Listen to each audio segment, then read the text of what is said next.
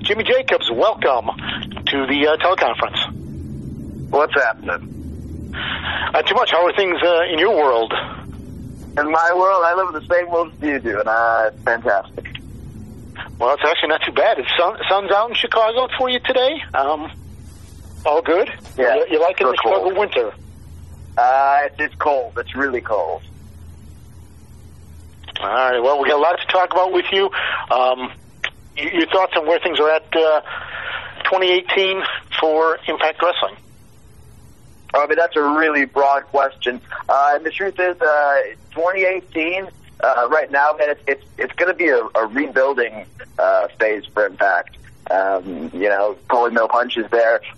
It's been through a lot of different regime changes, and now with Scott D'Amore and Don Callis at the helm, and then, Sanjay Dutt in creative, I think there's a lot of people there that I've worked with that are starting to kind of like stabilize the company, if that makes sense, both financially and creatively, and with the roster. So it's going to be about, now that things sort of stabilize, creating a product and creating a vision that brings back old fans and brings in new fans. All right. Well, we will open it up for questions for Jimmy at this point. Again, if you would please, media, identify yourself, identify your media outlet, and if we could have one question alone for Jimmy so we can move along to different media, and we'll come back to you for a second question if time permitting.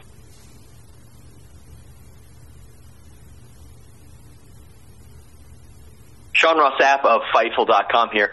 Jimmy, you came to Impact shortly after your WWE departure. Did you have discussions with any other companies? And what made you land on Impact Wrestling, if so? I absolutely did.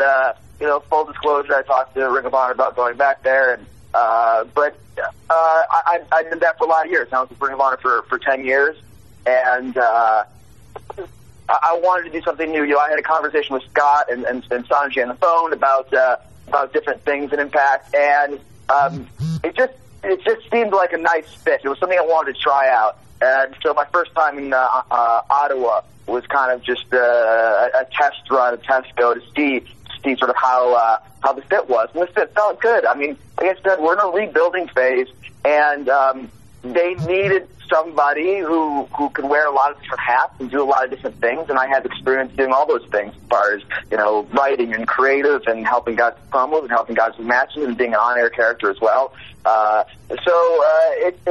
It was nice, man. It was a nice week in Ottawa, and it sort of solidified that Impact is kind of the direction I wanted to go. Just to follow up really quickly on that, I'm assuming the ROH conversations happened when you kind of made the cameo on their pay-per-view? Right, yeah, and afterwards, I go back a long way with Ring of Honor. Back to 2003, and with the Booker, Hunter Johnson, and I are longtime friends. So of course, he was the first person I called. Before the news of me getting fired from WWE broke. I mean, I called him a couple days. The news when I got fired didn't break till almost a week later. So he was the first person I called. We set up that little cameo for me on their pay-per-view, and we talked about a role for me after that. And I told him I was in discussion with Impact, and that's where I ended up. So, thank you, Jimmy. Thank you. Hi there, Jimmy. It's Adam from the Impact Lounge in the UK. Good evening. What's up, Adam? Yeah, well, since you've joined the company, obviously you've had a little stint on commentary, you've been a manager, there's talk that you joined as part of the creative team. Can you maybe just clarify what your exact position within the company is, and also where you want it to go, where you see the role evolving to? The truth is, man, everybody there has a lot of different roles, and my job's no different. And the truth is, man, I'm on a handshake deal with Impact, and that was part of the deal coming in for me. Was that I felt so restricted for 2.5 years, and so coming in now with sort of the freedom to grow where I want to and do what I'm best suited for. I didn't feel like that was always the case as the last company I worked for. So it's cool for me to be an on-air talent and be managing Congo Kong, a guy who, I've known Congo Kong for like almost 20 years, like longer than anybody else in the wrestling business. And it's cool to do that, and it's cool to be of value and be of service creatively, and be of value and service to the guys and putting together their matches, or coming up with promos and calling them, and and helping produce the television. So the truth is, man, it's a lot of different things, and I know where I'm needed, and that's the way the company's working right now. Fantastic.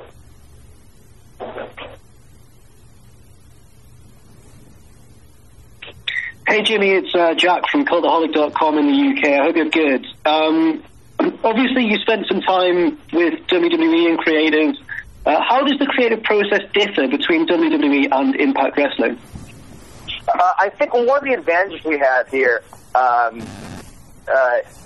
is that, right now, and there's not a lot of advantages to it, but we're taping a lot of weeks of TV in a row. The last time we taped, it was 12 weeks and 6 days, and that's a lot. Now, what's cool about that, though, is we can tell a story long term, and in WWE, there's not a whole lot of that. It's very, very week to week, and at the whim of the boss.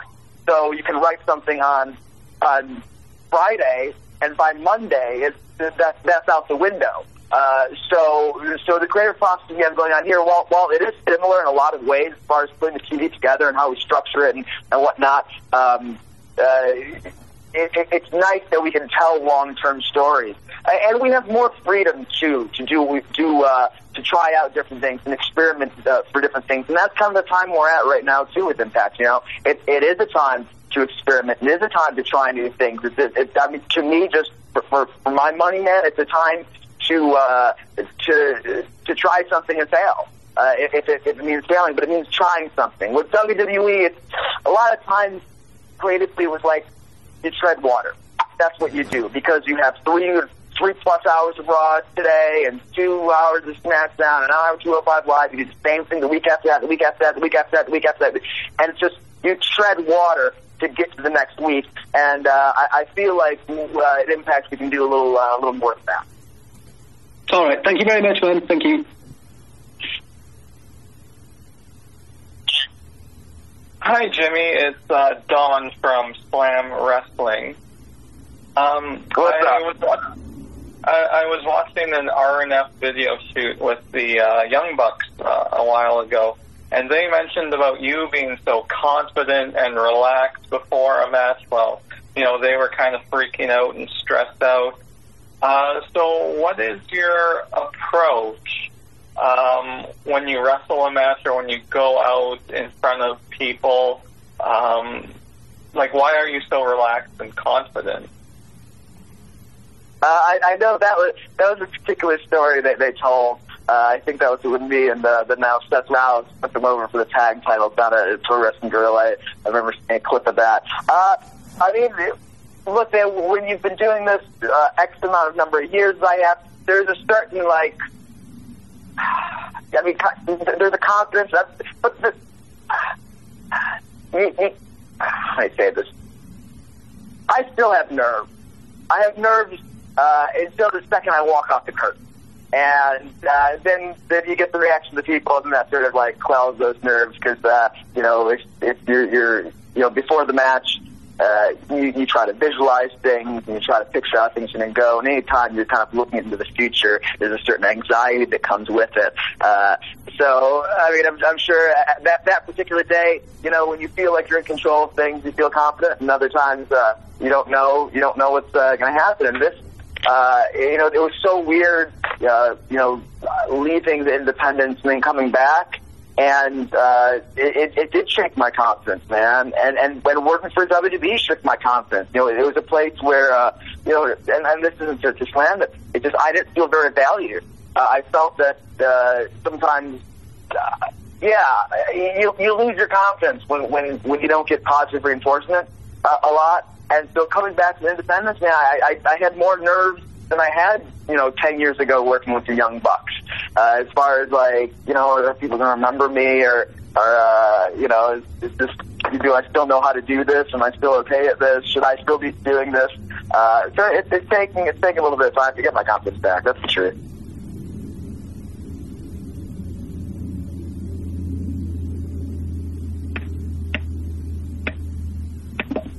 Hey, Jimmy. Sean Rossap of Fightful.com again.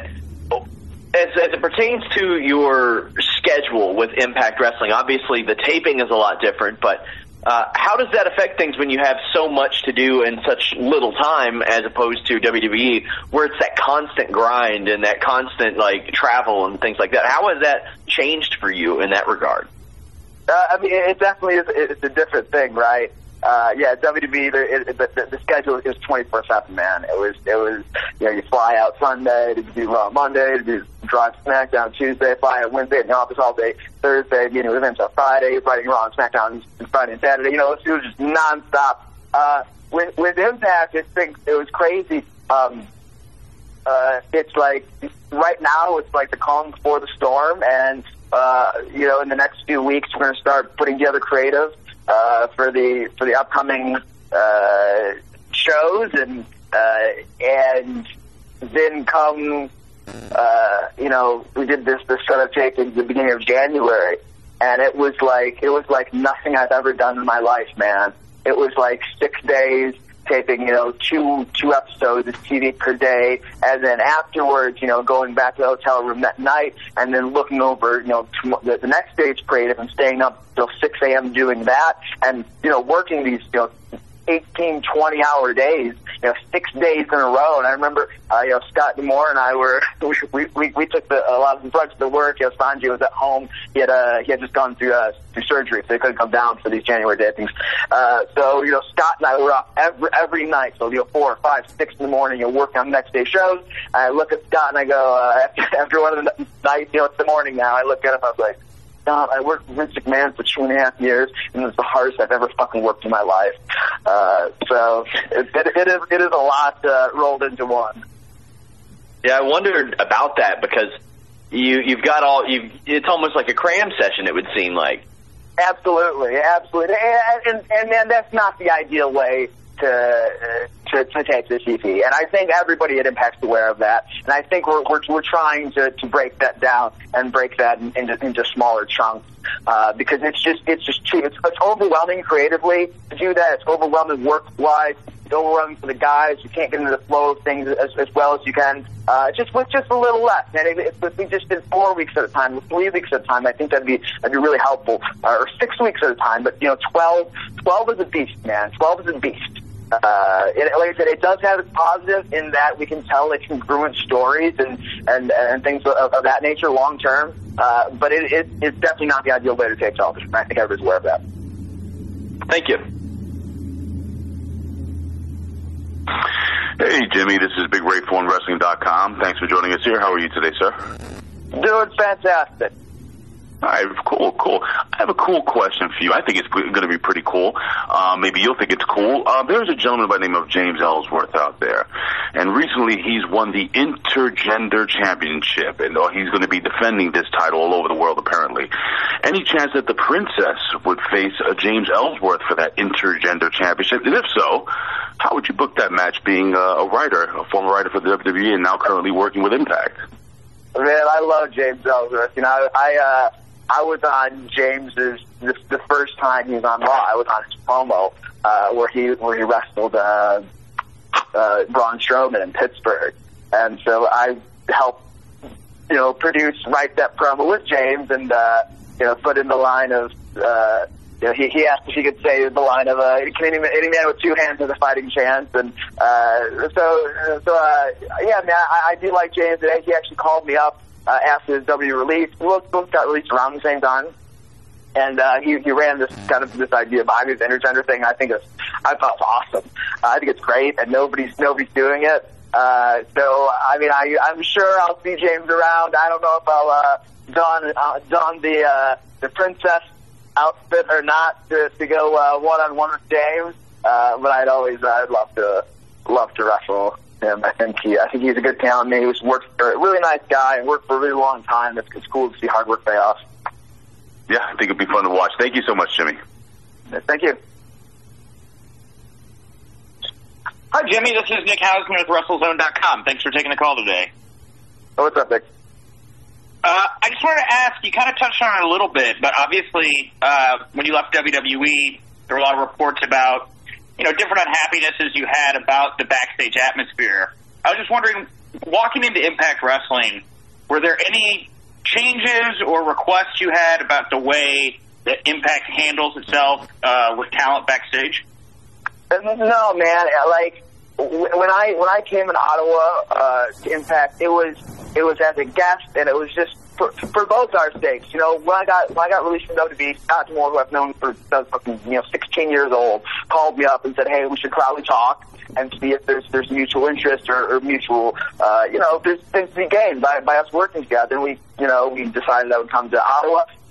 So it was purely to see if it would be a fit. And I don't think I wasn't going to try to force anything as far as, making requests. I don't think they were trying to force me into a spot. It was like, if I could be beneficial to the company, cool. Like they would bring me in, and we would work together. And I thought after the week I had a really good time. And above all else, man, like I felt valued. And that might seem like a small thing, but like for me at the time, and right now, it was a big deal. It was a big deal to feel valued by not just the boys, not just the locker room. Because in WWE I did feel that way as far as a lot of the guys go. I had a great rapport with so much of the talent, but some of the office, and I was office, but some of the bosses I didn't. And I felt valued. I felt heard. I felt that my ideas were, I was contributing. And yeah, man, it felt like a good fit. It really has. And that's no bullshit. Like here's the thing. Like I said before, I'm on a handshake deal with Impact, so I don't have like a company line to toe. I don't like just. So by me saying like, yeah, I'm enjoying my time there. It's not like a line of bullshit. It's like it feels good to be in a place that I like being. Awesome, thank you. And Jimmy, we got an email question from Lee Mead at Alive Radio. His first question is: are dark jeans, smart shirt, jacket, and waistcoat alongside some nice trainer boots acceptable attire for work? What was the whole get up again? Run it by me. Dark jeans, smart shirt, jacket, and waistcoat alongside some nice trainer boots. Hey, man, if you can pull it off, it works, right? You know, and I don't know what the context of this question is exactly, but I know, you know, as far as in my life and where I've been and where I am now, like, I always wanted to be judged by the content of my work, not the color of my tie. So it's cool, like, to me at Impact, I get to dress like me, and nobody has a problem with that. So I'll bring it back around to that. All right, Jimmy, with one more email question for you. With such change coming to Impact, what do you see as the biggest challenge Impact has, and what's the biggest positive moving forward in 2018? The biggest challenge, undoubtedly, is getting back the trust of the fans. You know, Impact and previously TNA has asked the fans and has gotten their trust so many times, only to break that, only to screw them over, only to have, you know, these I hate to use the word regimes, but these different they'll go through these different cycles of really burning the audience. And here we are saying, no, but this time for real. And I do believe it's real. Seeing the people involved, seeing the people at the helm, like, I do think it's real. At least I have my trust in them. So if we get burned, we all get burned together this time. I think that's undoubtedly the biggest obstacle at play. And I don't know exactly what it's going to take. I don't know if just, you know, putting on some good wrestling is going to be enough. I think we have to come out with an innovative product, and I think a lot of what is an Impact, there is some, like, cool, like, innovation stuff. I think that the guys, all but the backstage segments, the backstage sort of skit way to put together in sort of a cinematic feature. You know, we've got a few guys that are really smart doing that, who are brilliant to work with to direct that, produce that. So I do think, I think it's stuff like that, stuff that's different, stuff that's unique, that will hopefully earn the trust of the fans back.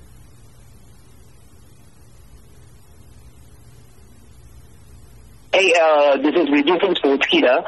My question is, did you get a chance to work with Austin Aries during your time in WWE? And do you think he will fare better in Impact than he did in WWE? Thank you. Yeah, I've worked with Austin Aries from in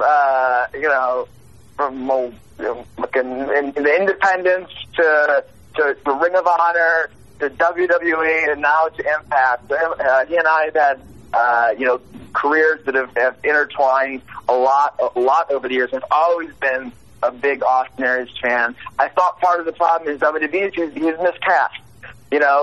We had just turned Neville as a heel, and we brought Aries into the babyface. And like anybody that knows Aries, kind of knows that he's kind of an unlikable a guy, naturally in a lot of ways, and he'll tell you that himself.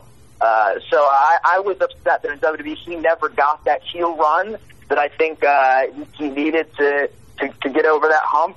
And certainly right now at Impact, we have a babyface role. I don't know what the future holds for that, but I think Aries is extremely talented. I've always been a big fan of his. And I would love it.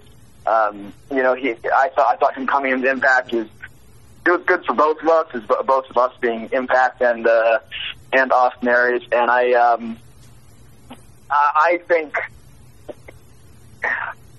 with Aries, he can go as far as he wants to go, as far as he wants to take things. I don't know if I don't know what he wants out of his career right now. I mean, he's done so much. I don't know if he wants a full-time schedule still. I don't know if he I don't know anything about it. But I think if he stays with Impact for as long as he stays there, he'll have a spot up top. Hey, Jimmy, it's Big Ray from OneWrestling.com again. So the manager's role is, from what I understand, to shine the talent or the pro wrestler. And you're doing a great job, first and foremost. I'm a big fan of Congo Kong, his unique look, the abilities in the ring. I just want to give you a couple of minutes to just maybe put over Congo Kong and talk about his in-ring talents. And also, is there a possibility that the beauty in Jimmy Jacobs will bring out some beauty in the beast of Congo Kong?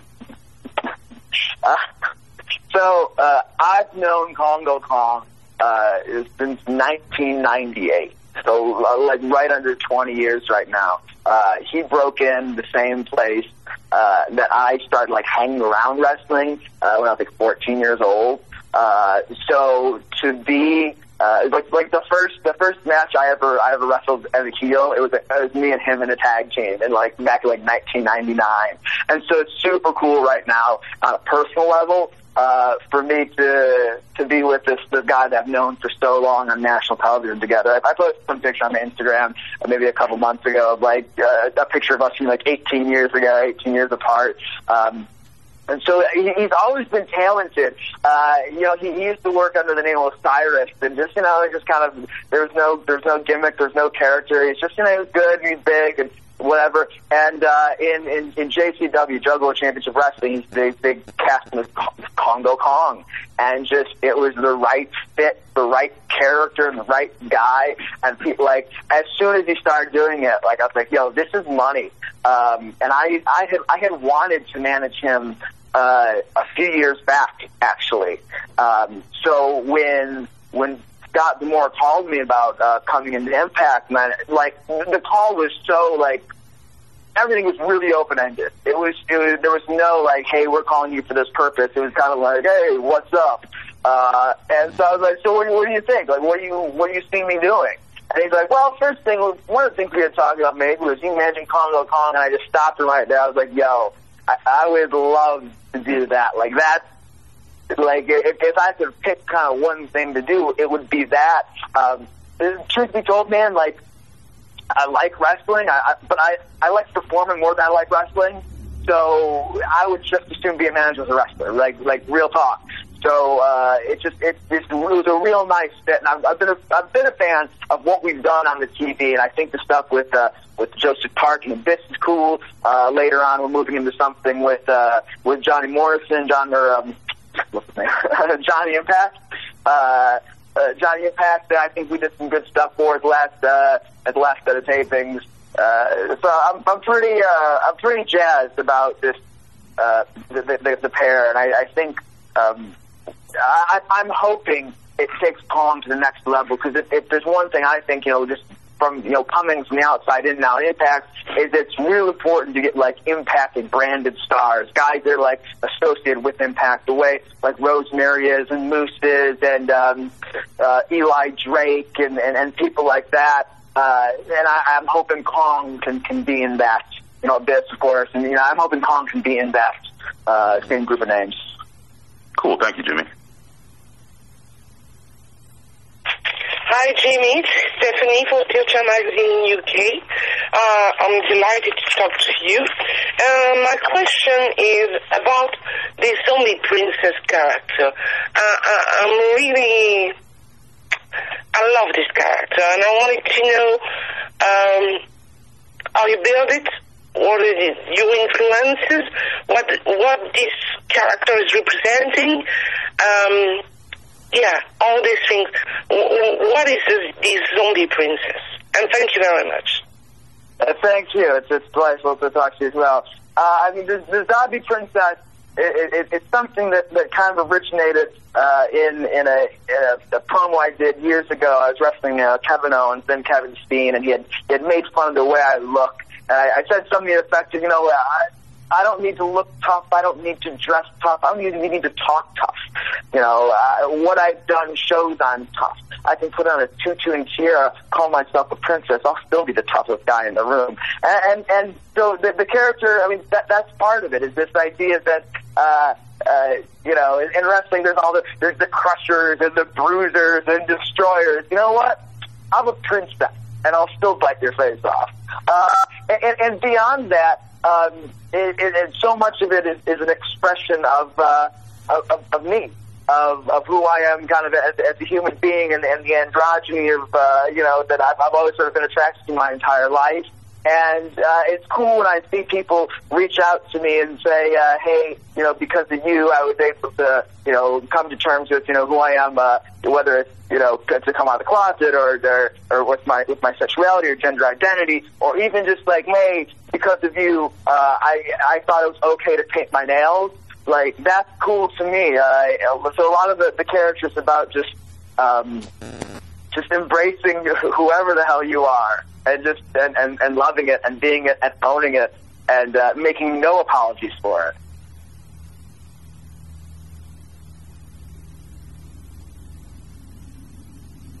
Hey, Jimmy, Sean Rossap of Fightful.com again. You were closely tied with the Bullet Club, obviously. What kind of reaction did you get from them when you decided to make your move to Impact? And did they maybe push you to join them in Ring of Honor as opposed to that?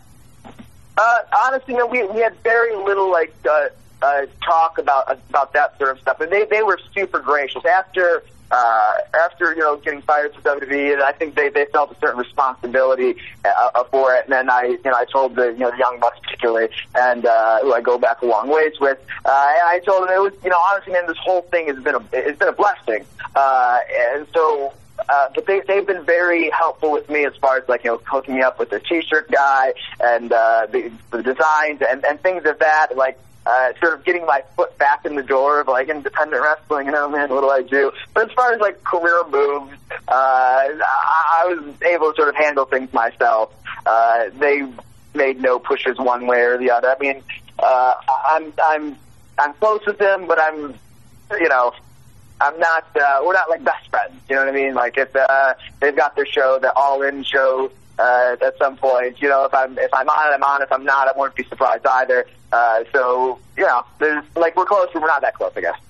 And we're friends. They're friends. They are friends of mine, but it's not, I'm not running by my, every, career move with them, I guess.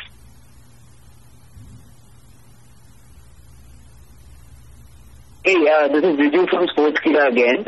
My question is, you famously took on Eddie Guerrero in a match around, I believe, 13 years ago. Do you have any memories of the night, and how, where does it rank in all your achievements? Thank you.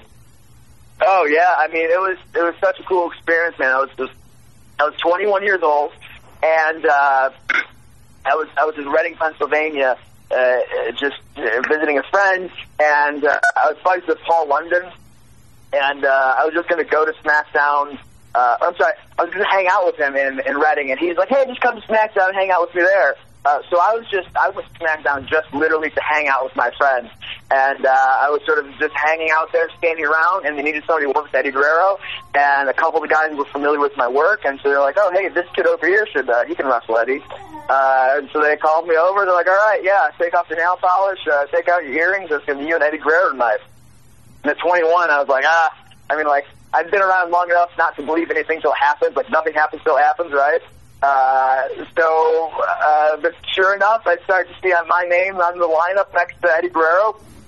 And I went up to Eddie and I said, hey, I'm Jimmy. I think we're gonna do wrestling tonight. I think we're gonna work here tonight. And he goes, Jimmy, I just want to apologize right now that this match needs to be all me. I would love to have a competitive match, but, today it needs to be 100% me, and I just want to thank you for doing this for me. I want to thank you for doing me, for your professionalism and doing me this favor. And he was so gracious and so kind, and there I was, 21 years old, never worked for WWE before. This guy was like the man, had been champion at WrestleMania, and here he was, acting like I was doing him a favor. And he was so kind, so gracious, and right before we went out, he said, God willing, we'll work together again under better circumstances. But I thought, working with him, he made the circumstances work together just great. And in the ring, he was professional. He didn't touch me. He was, his stuff looked great. It looked believable, it looked real, but he didn't touch me, and that's the art of it. That's what makes, part of what makes what you do in the ring so great. And it was really it was an incredible learning experience in that it taught me it doesn't matter where you are in the business, what the disparity is. He's been at WrestleMania. I'm a 21-year-old kid on TV for the very first time, and he treated me not just like an equal, but he humbled himself towards me. And that was such a powerful lesson that I hold with me to this day. That just it doesn't matter who you are in this business. It does not make you a better human being than anybody else, and it doesn't give you the right to treat anybody else like less than.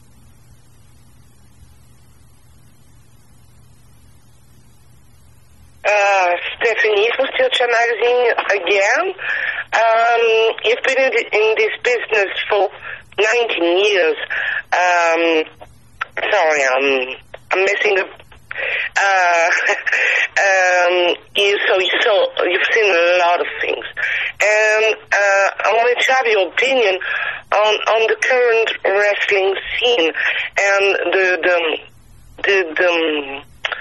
I won't say the resurrection, but this great evolution of the independent scene you've been a part of for quite a long time. And I want to thank you again. Merci. Thank you, Stephanie. It's wonderful, man. When I got fired from WWE, I was in the bubble. When you work there, you're in the bubble. You can only pay attention to WWE and barely because there's so much programming. But I don't know what's going on outside of it, right? So when I got fired, people just kept telling me, the independents are on fire. The independents they're booming. The independents, everybody's drawing, everybody's getting paid. Sammy Callahan was a guy that called me up right away when I got fired and was held my hands, reintroduced me to some of these promoters and to kind of what's going on. I was very gracious that he did that for me. And he continues to do so sometimes. It's brilliant. It's great. There's more awesome wrestling now than I think ever before. There's so much great talent. There's so much good wrestling. I go out to these shows, and it's cool. It's cool to still wrestle on the independents and work for Impact too. Because I see some of these guys, I'm like, we need to bring in some of these guys. There's a handful of guys just not off the top of my head, Ace Romero or MJF or Zachary Wentz.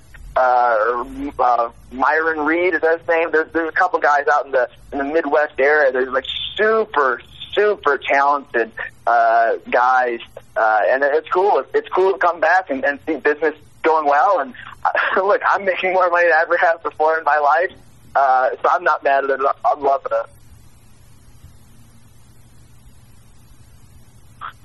All right, Jimmy, this is Big Ray one more time for OneWrestling.com. Now, this is the fun fact portion of the questions, okay, Jimmy? So I just wanted to know, tell us a little bit about Jimmy Jacobs, not the character, you. I just want to know a little bit about, what do you like? What movies do you like? Food, music, especially music. Music tells a lot about the person. Just want to know a little bit about you, sir.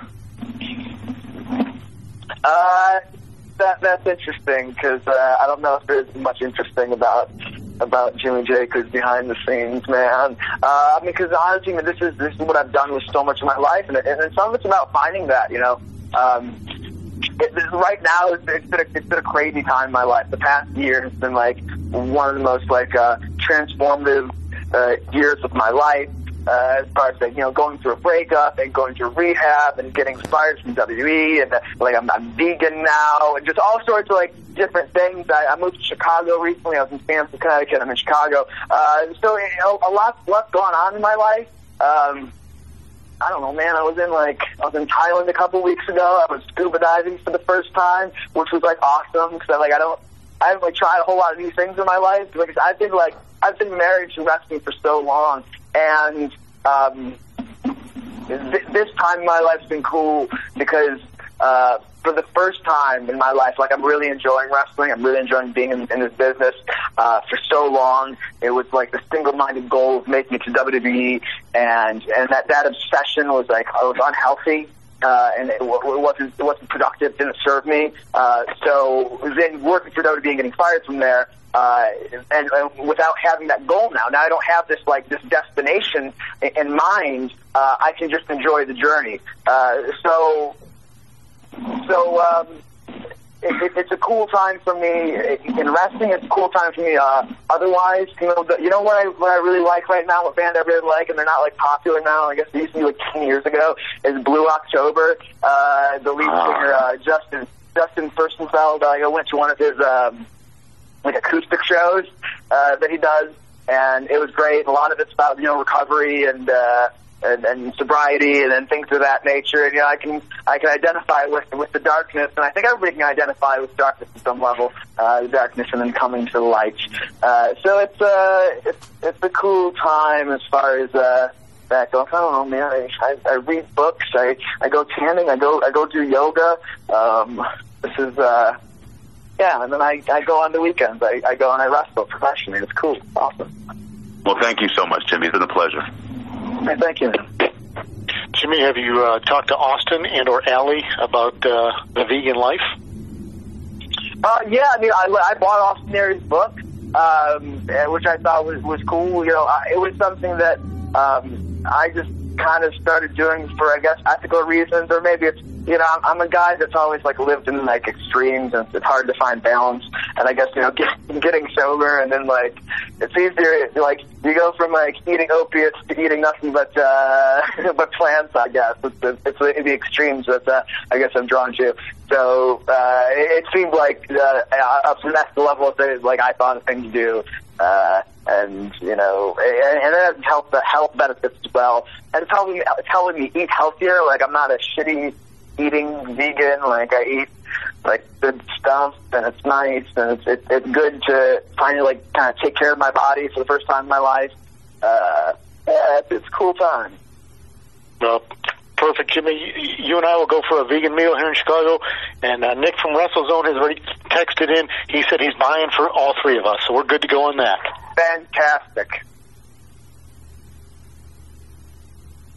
Hey, this is Video from Sportskeeda again. My question is, what was your personal relationship with Vince McMahon, and how much freedom did you have as a creative person with your own ideas? Because he's been known to be a filter of sorts at times. Thank you. So, look, you have freedom to come up with whatever ideas you want. It's just that it's his sandbox, and he's the one that says no. And at a certain point, Vince he says he likes people to challenge him, but I think only to a certain point. And that's kind of the balance you have to run there, is that you get to disagree with Vince once, and then that's it. So it's cool now where, I dealt with Vince on a almost Well, I mean, at TVs, so I mean, a few times a week, 3 times a week in meetings and TVs. I'm not like, I wasn't like in the super inner circle, but like I was outside the inner circle. And